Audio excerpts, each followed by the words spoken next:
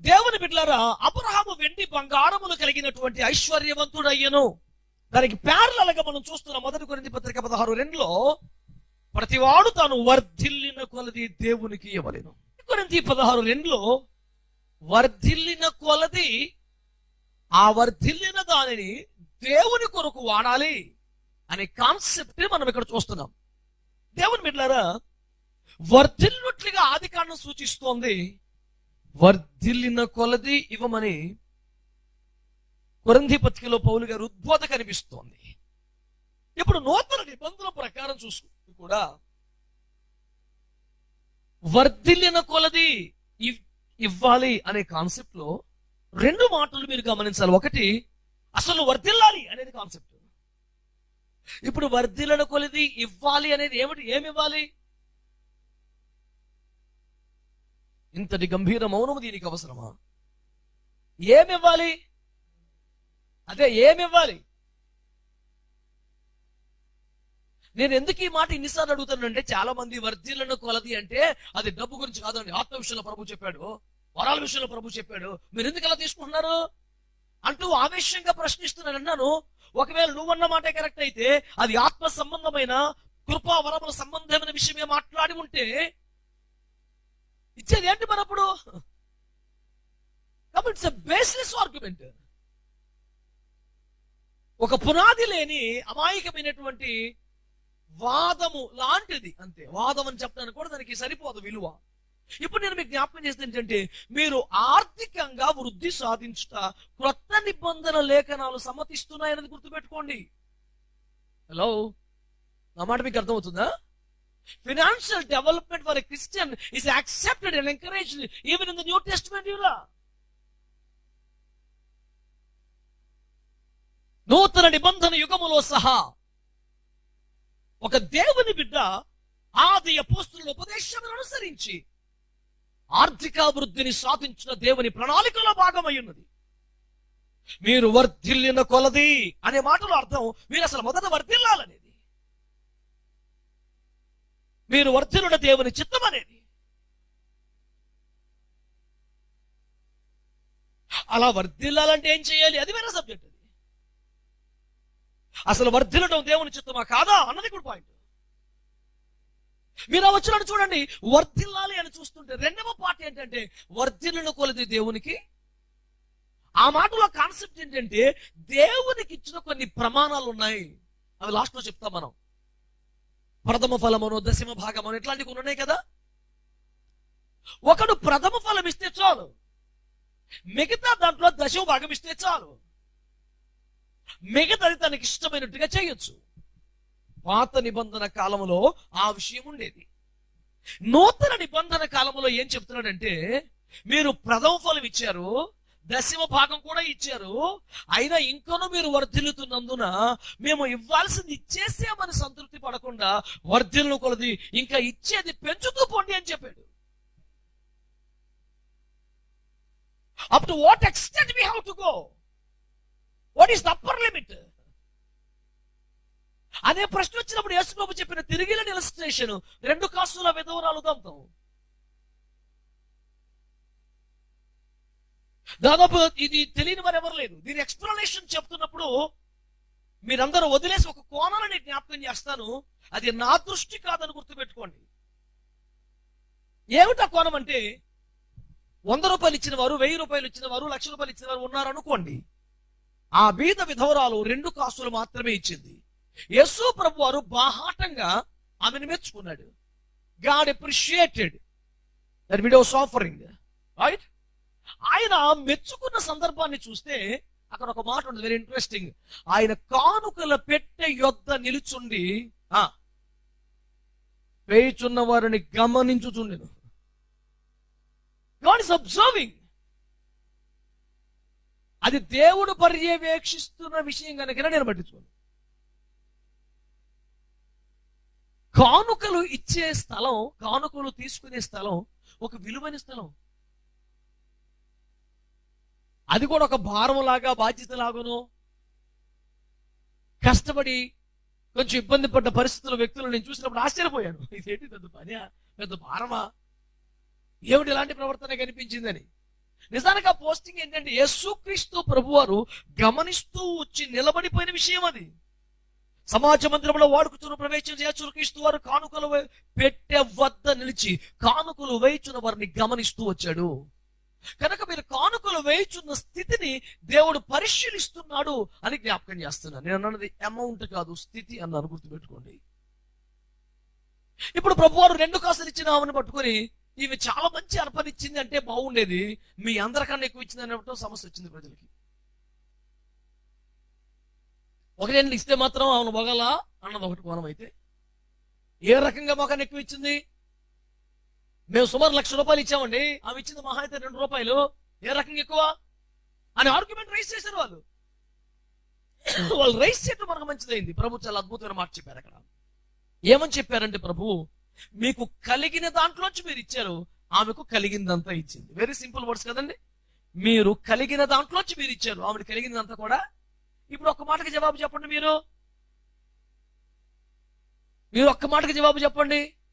ఆవిడ ఇచ్చింది ఏ రకంగా ఎక్కువైంది? ₹2 ఎక్కడ, ₹1,00,000 ఎక్కడండి? ఏ రకంగా ఎక్కువ అంటే ప్రభు అంటాడు, మీకు ఇచ్చిన తర్వాత కూడా ఇంకా కొన్ని బోల్డ్ డబ్బులు ఉన్నాయి, ఆమెకి ఇంకేమీ లేదు, ఆమె తన జీవనమంతయు ఇచ్చి వేసినని మీతో నిశ్చయముగా చెప్పుచున్నాను అన్నాడు ప్రభువారు.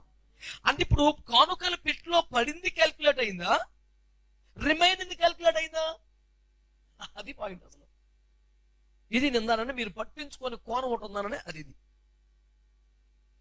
భూమి మీద ఎవరైనా సరే ఈ రోజు ఒక 500,000, ఈ రోజు ₹1,000 ఇచ్చాం, ఈ రోజు 5,000 ఇచ్చాం, ఈ రోజు 10,000 ప్రభు సేవకు ఇవ్వగలము, దేవునికి స్తోత్రం అని మనకు ఒక సంతోషం, మనకు ఒక తృప్తి దేవునికి ఇచ్చినప్పుడు. మనం ప్రేమించి ప్రభుకి ఇస్తున్నాం, బలవంతంగా ఇవ్వటం లేదు కనుక మనకి ఇచ్చినప్పుడు ఒక సంతృప్తి కలుగుతుంది, ఒక సంతోషం కలుగుతుంది. నేను దేవునికి రోజు ఇవ్వగలిగాను అని ఒక సంతోషం మన మనసులో ఉంటుంది. నేనేమంటానంటే, మనకి ఇచ్చిన అమౌంట్ను బట్టి సంతోషం ఉంది, రిమైనింగ్ అమౌంట్ను బట్టి ప్రభు మనతో మాట్లాడుతున్నారు. ఇప్పుడు ఈ పాయింట్ ఎంత ఇబ్బందిగా ఉందో మీరు ఆలోచించండి.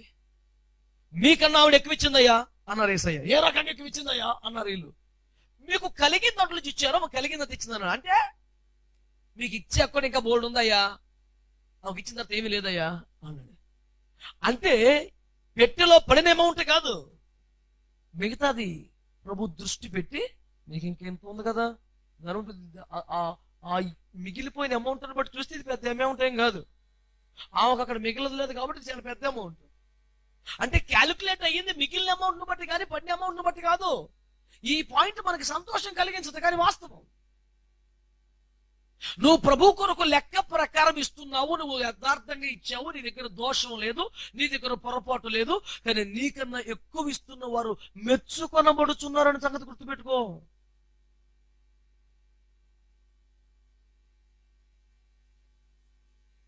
God has sent a wonderful acknowledgement to this widow lady.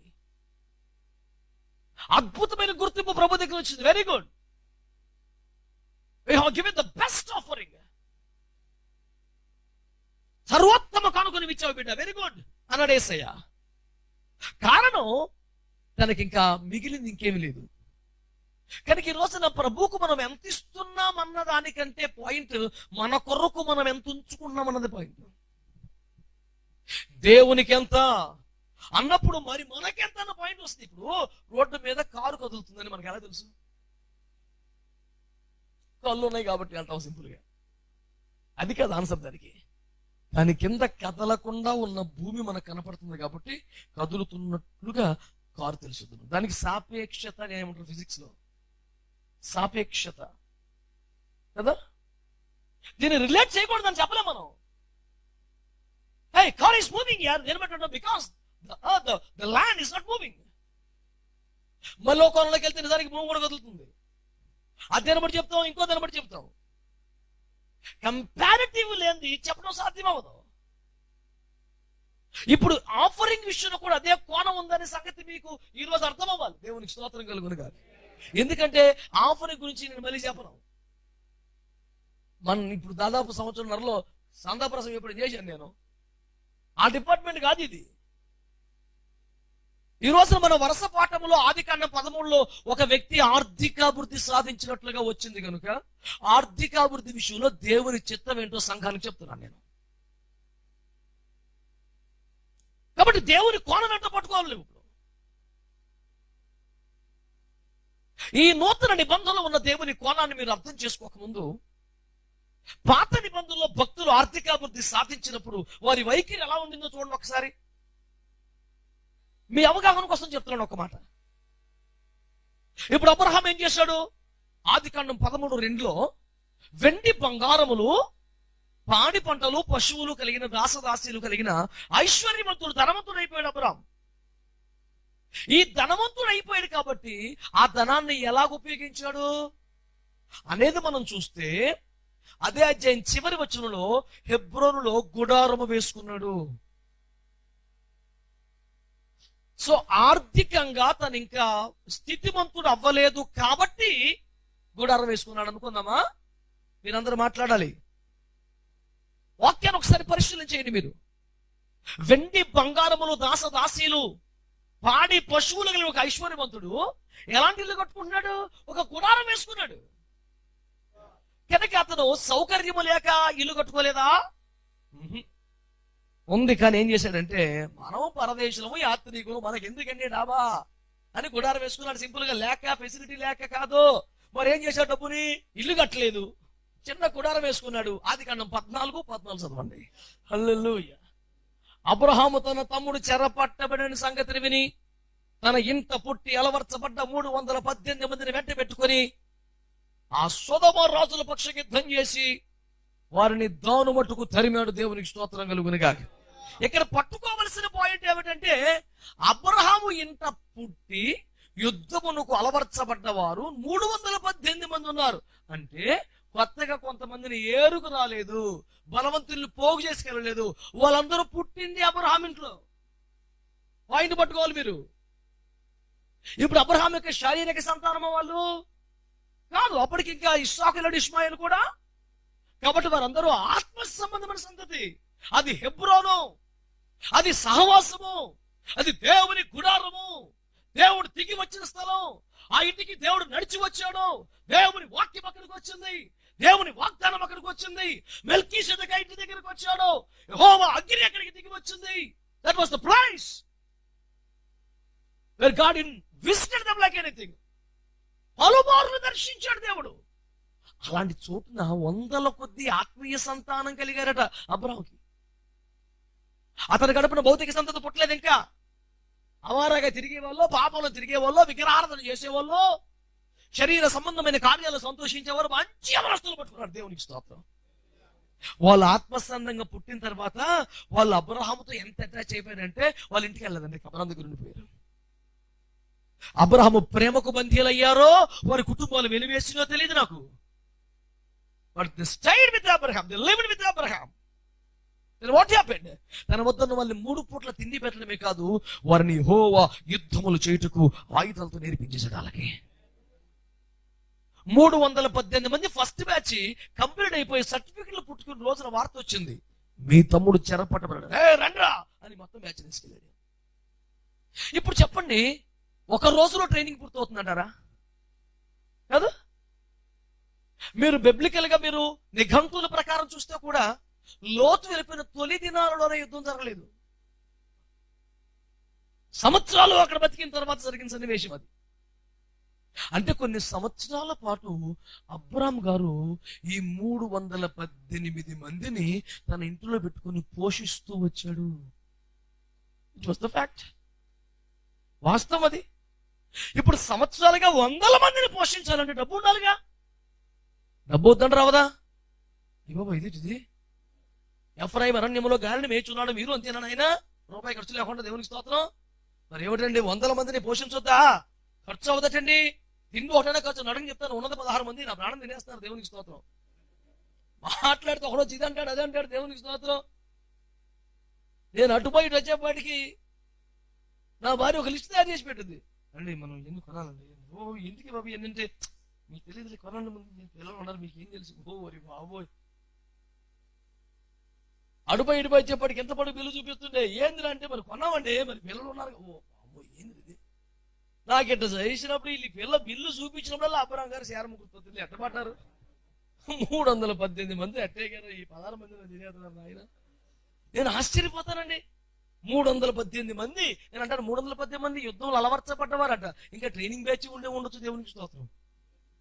ఏమిటండి మరి దాసదాసీలు పాలేరులు పొలంకారు చేసి బ్యాచ్ ఉండొచ్చు. నాకు తెలిసి పూటకి 400 భోజనాలు లేవా కంపలో.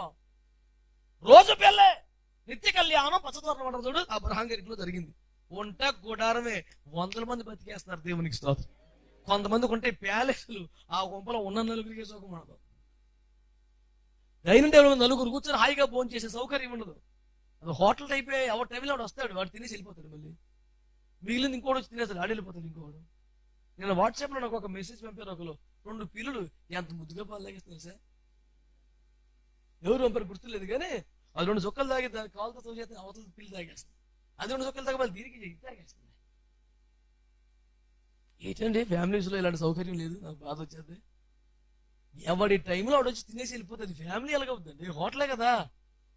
ఎవడో వస్తాడు, తింటాడు పోతాడు. హోటల్ అవుతుంది అది. కొంప ఎలాగవుతుంది? ఉన్న నలుగురు వచ్చేదాకా వెయిట్ చేసి కూర్చొని 2 మెతుకులు తింటే అసలు తిండి కాడ కూడా కుటుంబం నలుగురు కలుసుకోపోతే అదేం కొంప నాకు అర్థం అవుతుంది అసలు.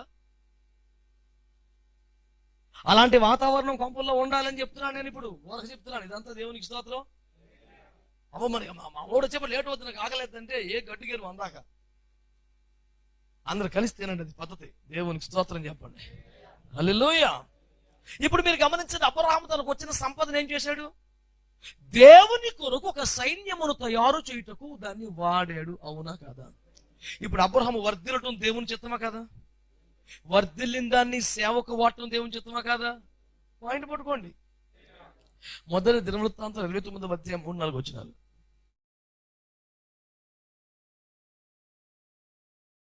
అసలు దావీదుకు స్వంతమైన బంగారం వెండి ఎక్కడదమ్మా?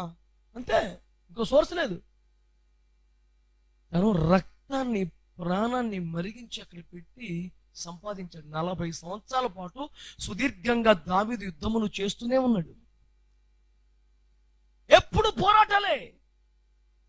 అతడు ప్రాణాలకు తెగించి సైన్యమునకు ముందు నడిచి ధైర్యవంతుడు స్థలములో తాను నిలబడి మొదటి బాణం నాకే తగలాలన్నంతగా ముందు వరుసల్లో యుద్ధం చేసి తన ప్రజలకు ప్రాణం అడ్డేసి తన సైనికులను కాపాడి దావీదు యుద్ధం చేసే విధానం మీరు చదివితే బైబిల్ ఆశ్చర్యపోతారండి. దావీదును బాగా ఎరిగిన ఒకడు చెప్తున్నాడు అబ్షాలోము గారే, మీ నాన్నగారి గురించి నీకు తెలియదురా, ముసలోడు అనుకుంటున్నావు ఇట్రా, ఈజీగా వేసేద్దాం అనుకుంటున్నావా? రే, తిరుగుబాటు చేసి పాపిష్టి మనుషులను పోగేసుకొని రాజ్యం లాగేసుకున్నావు, కానీ మీ నాన్న గట్టిగా ప్రతిఘటిస్తే నేను ఎప్పుడో చంపేసి ఉండేవాడు. కొడుకు కదా అని పారిపోయి అడవిలోకి వెళ్ళిపోయాడు రా. ముసలోని తక్కువ అంచనా వేసి సింహం పడుకుంది కానీ మూతి మీసాలు పట్టుకొని లాగితే ఊరుకోదురా, వద్దురా అని చెప్పాడు. అబ్షాలోము వింటాడు, ఇటు చెలరైపోతున్నాడు. అప్పుడు చెప్పాడు, రే మీ నాన్నను ఫైండ్ అవుట్ చేయలేవరా నువ్వు అన్నాడు. ఎలా అని అడిగితే అతడు అక్కడ కొంతమందిని గుంపులుగా సైనికులను బట్టి తాను ఎవరిలోనూ ఉండక ఒంటరిగా ఉంటాడంట. దానికి నాయకుడు అడవిలో ఎలా ఉంటాడో తెలుసండి? మధ్యలో చుట్టూ 100 సెంటర్లు పెట్టుకుంటాడు. ప్రభు సేవకు వచ్చాడు, ఆయన చెప్పాడు సాక్ష్యంలో. ఆ నాయకుడి మధ్యలో ఉంటే చుట్టూ 3 ఉంటారట, 6, 9 మంది, అలా పెరుగుతూ సర్కిల్ ఉంటుందటండి 100 మంది వరకు. ఇతడు చావాలంటే కొన్ని 100 మంది చావాలి. ఇతనికి తోట తగిలే ఛాన్సే లేదంట. కనీసం 100-120 మంది చచ్చిపోతే కానీ అతని దగ్గర రాదు తోట. అంత టైట్ సెక్యూరిటీ ఉన్నాడు అరణ్య మధ్యలో నాయకుడు. కానీ దావీదు ఎలా నాయకుడు తెలుసండి? అక్కడ 50, అక్కడ 100, అక్కడ 100. ఇతను మాత్రం ఈ 50 మంది కూడా తెలియకున్నాడు. మీరు పదండ్రా. అతడు ఒంటిగా ఉంటాడు, సింహం వలె దాడి చేస్తాడు. అతన్ని గురించి ఎరిగిన వాళ్ళట సింహపు గుండె వంటి గుండె కలిగిన వారు కూడా కరిగిపోయి భయపడి చచ్చిపోతారంట దావీదు వస్తున్నాడు అంటే. ఏడ్చుకోద్ది ఈ పాటి హైట్ అండి క్యాండిడేట్. అశామస్ వ్యవహారం కాదండి. ఆ మాట నాకు ఎంత ఇష్టం అంటే 2 పదాలు నాకు చాలా ఇష్టం. నేను ఎప్పుడు ప్రార్థన చేసుకున్నాను ఆ మాటలు, ప్రభు అలాంటి వాడిని కానీ మార్చేయాలి. ఒకటి, ఒంటరిగా ఉంటాడంట అరణ్యములో, డేంజరస్ ఏరియాస్ లో ఒక్కడి తిరిగేస్తుంటాడు. అసలు గుండెకాయ ఎలాంటిది. 2వ పాయింట్, సింహపు గుండె వంటి గుండె కలిగిన వారు కూడా ఈయన పేరు చేతి భయపడిపోతారు, దిగులుతో భయపడిపోతారు. దిగులు వచ్చేద్దండి ఒకటికి. వాడు సింహం వంటి గుండెకాయ, ఆడికి దిగులు వచ్చేది. ఏ సౌండ్ వినపడితే దావీదు వస్తున్నాడు, గతం. అప్పుడు దాకాడు కసరత్తులు చేసి కత్తులు గిత్తులు తిప్పి దావీదు అనే పాటకి ఆయన వచ్చేస్తున్నాడంటావా దావీదు? అలాంటి స్థాయి దావీదు. అంత కష్టపడి 40 లాంగ్ ఇయర్స్ యుద్ధాలు చేసి నా కుటుంబం అలా, నా మంచం అలా, నా కంచం అలా, నా సుఖం అని లేదు, నా బిడ్డలని లేదు, ఎప్పుడు పోరాటాలే. తనకి ఇచ్చిన చిన్న రాజ్యాన్ని మహారాజ్యంగా సామ్రాజ్యంగా విస్తరింపజేశాడు. దేశాలు చేశాడు. అదే సౌలు అయితే ఉన్న రాజ్యాన్ని 3 వాడాలు వేసేస్తానన్నాడు. ఆడికి 300 ఈడికి 300 పని చేస్తానన్నాడు. అమ్మ బాబు వీడు రాజ్యాన్ని నాశనం చేస్తానని తీసుకుని దావీదు చేతిలో పెట్టాడు దేవుడు. దావీదు ఏం చేశాడు తెలుసునండి? రాజ్యాన్ని సామ్రాజ్యంగా విస్తరింపజేశాడు.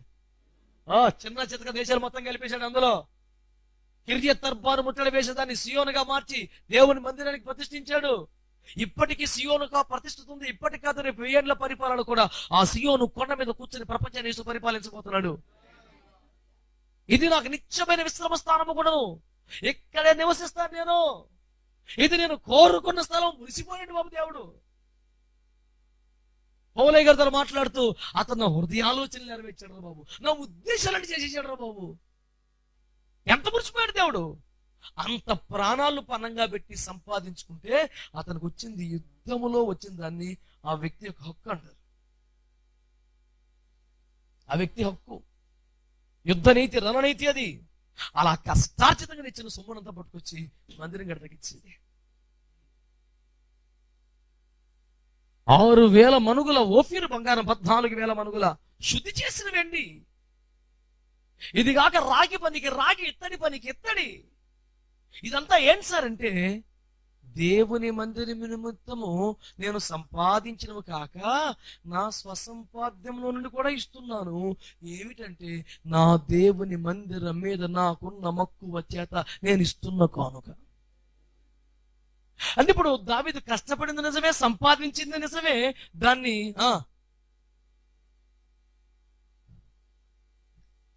వ్యక్తులు ఆర్థికాభివృద్ధి సాధించిన దేవుని చిత్తం, దాన్ని దేవుని సేవ ఖర్చు పెరుట ఇంకా ఖచ్చితంగా దేవుని చిత్తం. ఆమేన్, ఆమేన్. అలాగే చదవక్కర్లేదు కానీ సొలొమోనుకు అష్టైశ్వర్యాలు సిద్ధించాయి దావీదు వలన, దేవుని కృప వలన కూడా. అడగకపోయిన ఇస్తున్నా నీకు ఐశ్వర్యం అన్నాడు. అతని జ్ఞానవాక్కులు వినటకు ప్రపంచవ్యాప్తంగా మేధావులందరూ వచ్చేవారు. రాజులందరూ వచ్చిన వారందరూ కూడా తమకు తగినంత కాదు, తమకు తోచినంత కాదు, సొలొమోను వైభవానికి తగినట్టుగా అర్పణించేవారట.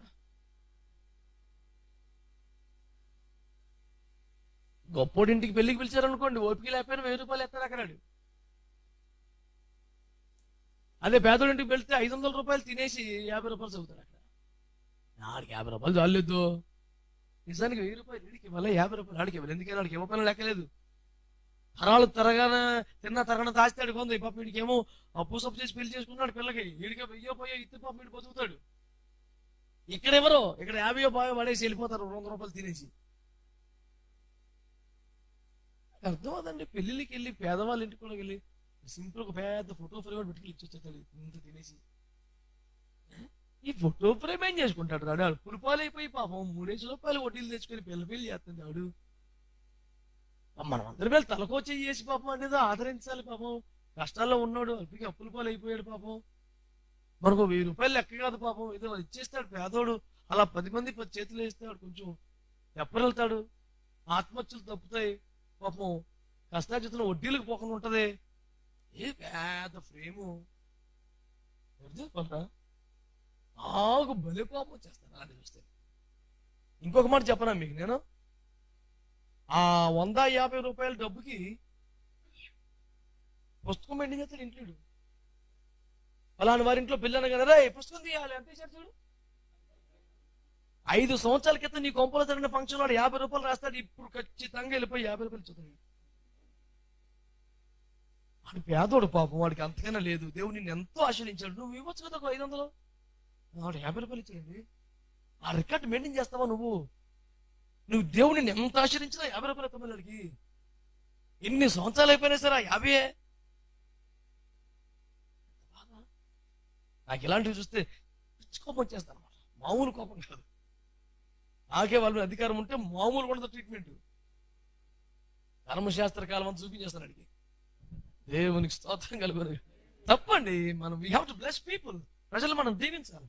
ప్రభువును ఆశీర్వదించాడు. అవసరం తప్పడు తిండి మానేయాలి. దేవునికి స్తోత్రం. ఏంటండి ఉద్భూత వచ్చి మా చర్చి సగం కూలిపోయింది, పైన ఇల్లంతా పెంట్ హౌస్ మొత్తం లేచిపోయింది, చాలా ఘోరం, కొన్ని లక్షల రూపాయలు నష్టం వచ్చేసింది. అయినా ప్రజలను చూస్తే గుండె తరుక్కుపోయే పరిస్థితులు, తినడానికి తిండి లేని పరిస్థితులు, నరకయాత్ర అనుభవిస్తున్నారు.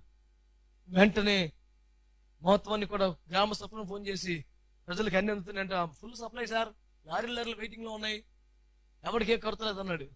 రోడ్డు మీద చూస్తే జనాలు పడిగపలు పడుతున్నారు. మేము సర్వే చేసాం, మాకివ్వలేదు అని చాలా మంది చెప్తారు. ఏంటని అడిగాం, మాకు రేషన్ కార్డు లేదు సార్. పరవాడ సెంటర్లో 16 లారీలు వెయిట్ చేస్తున్నాయి. ఇంకా యాజ్ పర్ గవర్నమెంట్ నార్మ్స్ ఎవరికి ఇవ్వాలి? రేషన్ కార్డు ఉన్న వాళ్ళకే. మరి ఒక్క గొర్రెలవానిపాలెం పంచాయతీలో రేషన్ కార్డు లేని వారు 52 మంది తేలారు. మా పక్కలో గొర్రెలవానిపాలెంలో ఆ యొక్క రామాలయంలో పనిచేస్తున్న పూజారి సహా వీళ్ళందరికీ ఇల్లు పడిపోయింది. ఎవరికి తిండి లేదు, ఎవరికి సరుకులు లేవు. కానీ రేషన్ కార్డు లేదని మనకి ఎవరికి బియ్యం ఇవ్వట్లేదు, నూనె ఇవ్వట్లేదు, ఏమి ఇవ్వట్లేదు, ఉల్లిపాయలు లేవు, ఏమి లేవు.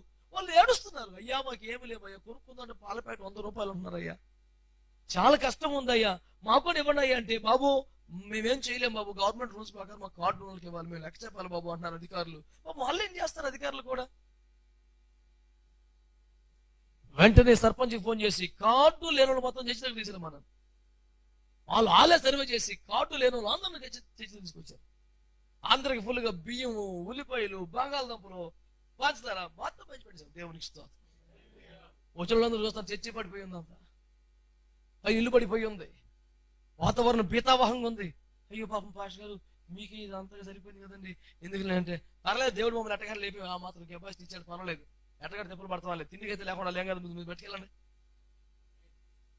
ఆ దృశ్యం మర్చిపోలేండి. ఆ గొర్రెలవానిపాలెం రామాలయం పూజారి, ఆ పూజారి యూనిఫామ్ లోనే వచ్చాడు, ఆ కాషాయి బట్టలు వేసుకొని దిని వేసుకొచ్చి, సార్ మాకు ఇస్తారు అనుకోలేదు సార్, మాకు కూడా ఇచ్చారండి అంటే అతని కళ్ళల్లో ఆ నీళ్లు చూసి నాకు చాలా దుఃఖం వస్తుంది. అయ్యా మాకా భేదం లేదు, మీరేమన్నా భేదం ఎంచుకున్నారో మాకు తెలియదు, మాకు మీరందరూ దేవుని బిడ్డలే, సృష్టికర్త తండ్రి బిడ్డలు మీరందరూ, మీరు ఎవరు ఏంటంటే మాకు సంబంధం లేదు, మీరు దేవుని బిడ్డలు అంతే మాకు సంబంధించింది, మా సహోదరులు మీరందరూ. మీకు ఎలాంటి భావన లేదేమో, మాకుంది, మేము ఎప్పటికీ మేము సహోదరులుగా చూస్తాం, మీకు ఒక రోజు ప్రార్థన చేస్తున్నాం, దేవుని ప్రేమ రుచి వల్ల మీకు తెలిసి ఉంటుంది, కానీ మేము రోజు చూస్తున్నాం. దేవునికి స్తోత్రం కలుగునుగా. హల్లెలూయా. కనుక ఈ రోజున పాత నిబంధనలో ఉన్న విషయాలు, ఎవరో అబ్రాహాం దగ్గర నుంచి ఇజ్రాయిల్ ప్రజలు అరణ్యములో మందిరం నిర్మాణం దగ్గర, దావీదు మందిరం, సొలొమోను మందిరం తన సమస్త వైభవముతో అతడు చేస్తూ ప్రారంభించాడు. ఎక్కడి నుంచి రాజులందరూ కానుకలు పట్టుకొని వస్తున్నారు సొలొమోనుకి. ప్రపంచ సంపద సొలొమోను కాళ్ళ దగ్గరకు వచ్చి ఐశ్వర్యం వచ్చేసింది దగ్గరికి. అతని జ్ఞానవాక్కులు వినుటకు వచ్చిన శాపదేశపు రాణి ఎన్ని రథాలు నిండా పట్టుకొచ్చిందండి బంగారం. అలాగే ప్రపంచంలో ఎంతమంది వచ్చారండి, ప్రపంచపు సంపద ఇక్కడికి వచ్చేసింది సొలొమోను దగ్గరికి. ఇది మొత్తం కూడా టెంపుల్ కట్టిన వాడి. అందుకని ఈ రోజు కూడా ప్రపంచం ఆ లెక్కలన్నీ కూడా చెప్తారు దైవజనులు అనేక మంది. ఈ రోజు కూడా ప్రపంచం అంత ఖరీదైన మందిరం ఎక్కడ లేదట. అమెరికా దేశం యొక్క మొత్తం సంపదని 10 సార్లు మనం గుణిస్తే సొలొమోన్ టెంపుల్ వాల్యూ కాదట. అంత కాస్ట్లీస్ టెంపుల్ కట్టాడు. తమ సంపదను ఏం చేశారండి భక్తులు? దేవుని మందిరానికి వాడారా. దేవునికి ఇవ్వాలి అంటే ఏం చేయాలి తెలుసా?